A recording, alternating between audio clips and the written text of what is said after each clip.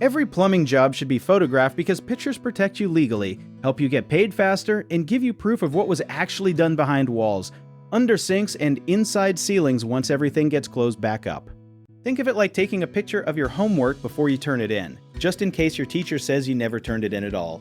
When a plumber fixes a pipe or installs a new water heater, most of that work gets hidden behind drywall, tile, or flooring pretty quickly. If something goes wrong later, like a leak or a strange noise, there is no way to prove what was done unless there is a photo.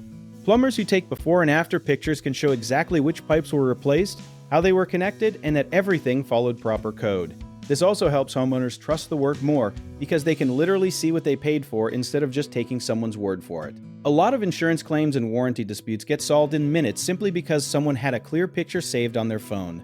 One common mistake is only taking a photo after the job is finished, which does not prove what the problem looked like beforehand, so always snap a picture before touching anything too. Another big issue is forgetting to photograph serial numbers or model numbers on new parts, which can cause huge headaches if a warranty claim needs to be filed later, so zoom in and get those clearly.